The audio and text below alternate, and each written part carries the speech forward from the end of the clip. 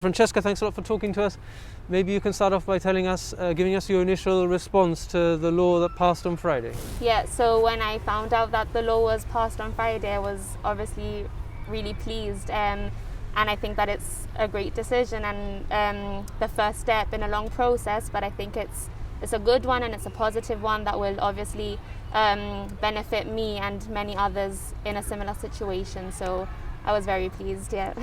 So a lot of our viewers and listeners will have some familiarity with your story because you've been generous enough to share it with us previously. But for somebody who needs refreshing, why is it that this change in law is so important to you? So when I was 17, so coming on 7 years ago now, I was diagnosed with a very rare form of sarcoma in my uterus, otherwise known as womb cancer. So I had to undergo treatment and eventually have my womb removed. So I had a hysterectomy when I was 17 and thankfully my surgeon was able to keep my ovaries and those are still working today, which is obviously a positive note that links in well with this new law. Mm-hmm.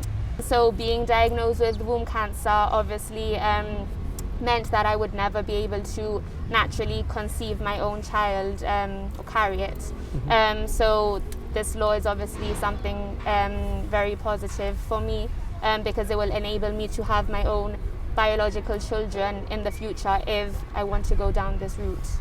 Okay, so a massive difference potentially to your life in the coming years. Was it something that a change that you were hoping would happen in Gibraltar? Yep, so like I mentioned, I was diagnosed 7 years ago and I was obviously very young at the time and I still do consider myself quite young now. But this has always been an issue that's been on my mind. I try not to kind of let it worry me or affect me, but it is something that I do think about quite often. And I knew that there was no law in place in Gibraltar, even in Spain actually, where I could carry out surrogacy. So about 2 years ago, I took the big steps and decided to freeze my eggs. I had to do this in the UK because again, there was no laws put in place here, so I couldn't do that here or in Spain. So yeah, I think that this is a really positive step in this long process, and I'm obviously very pleased with this bill being put forward. Yeah. So you think it's an important step, but you sort of suggested that there are more steps to come, perhaps because the UK law has been heavily criticised. And the Gibraltar version is based on the UK law. It needs, according to critics in the UK, it needs modernising. Is that what you're referring to? Yeah, so I'm obviously quite familiar with the UK law because in the past I've done some research and I've looked into it. I've also spoken to some friends of mine who have gone down the surrogacy route and others who I've met online. Like I said, yeah, I think that it's obviously a very good and positive first step, but it is a long process and I think that the government will have to look into putting different things in place to support obviously the expectant parents, the surrogate and all those that are involved in the process. It's not just a simple thing. Sure. Yeah. And without the law change, do you think that your desire to have your own biological children might have driven you overseas? Yeah, so obviously without this law being put in place here in Gibraltar, I knew that I would have had to possibly go to the UK or somewhere else to do this. And I mean, it's not something that I took quite lightly because I'm quite family orientated. I like to be here, be part of the process. And obviously having this law put into place here in Gibraltar will allow me as the expectant mother and my future partner to be part of the process as much as we can, which is something that I value a lot. Yeah. Sure. And you've spoken to other people who are going through a similar process who will benefit from this law potentially? Yeah, so I think that my case is quite unique and there aren't many others in the same situation as me, although I actually do have a few friends, like I mentioned, who have chosen to go down the surrogacy route internationally. So if this law would have been put into place a few years earlier, this obviously would have benefited her and her partner. Hopefully it will benefit me one day in the future, and I'm sure that it will benefit many others. So for those who have to fund it privately, it's a very expensive procedure or process. Yeah, so this was something that, I mean, I've spoken about with my family too. Not having this law in place here in Gibraltar would have meant that I would have had to go elsewhere, and I mean, you're looking at tens of thousands, even maybe hundreds of thousands of pounds. So it's not very cost effective either. So yeah, I think that being able to do it here is definitely a positive. Sure. So a much anticipated law change. Did you follow it in Parliament?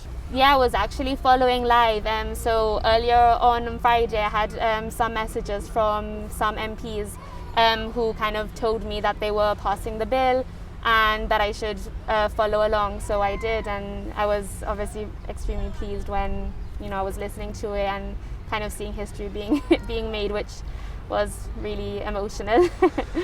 It's in a way difficult to overstate the change that it could bring about to people in your situation. I think one of the main reasons why I was so pleased with the law being passed is because it allows me the choice. No, if I do want to go down this route, I have the choice and I have the security that hopefully things will be put into place and I'll be able to do it here. And I think having the choice to do that is something that I value a lot. So that's one of the reasons why I was really grateful for the surrogacy bill being put forward.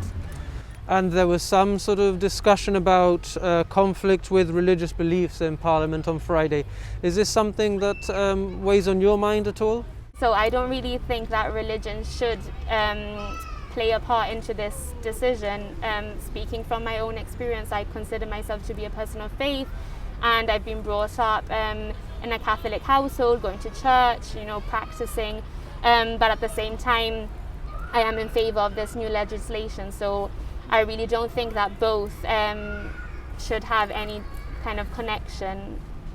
For perhaps anyone who's watching this who was in Parliament on Friday who helped to pass the legislation, do you have a message for them? Yeah, so I definitely like to thank all the MPs who kind of voted in favour of the surrogacy bill. I've expressed my feelings online on Twitter, and obviously those MPs that are in touch with my story kind of know how much, or I hope they know how much this means to me. So I'd like to thank them and just tell them that I'm over the moon with the news and really pleased. And what would your message be to somebody who's watching this who perhaps thinks that they might want to go down the route of surrogacy, but is also perhaps a bit concerned about how tricky it may be? Yeah, so I think something that's helped me is speaking to others that have gone through a similar situation. Like I mentioned before, my case is quite a rare one, but there's always people out there. I mean, if not in Gibraltar, definitely online. That's where I've met loads of people who I've been able to kind of share my story and get advice from. So you're never alone in this, and there's always someone that will be willing to kind of listen and hear you out and try and help you. Looking ahead, are you in any way nervous about the various steps and in the process? Yeah, so I think it's important to note that surrogacy isn't just kind of you wake up in the morning and you think, oh, I want to have a baby through a surrogate. No, it's a long process. It's an emotional one too. And I do think that the different mechanisms do have to be put into place before kind of just allowing for surrogacy to be carried out here in Gibraltar. So things like counselling, both pre and post, proper guidance and advice for both the surrogate and the expectant parents. So hopefully the government will be able to come up with like a plan, not to put into place, so that those who want to go down this route will be properly informed and will kind of have the reassurance that this is the right decision for them.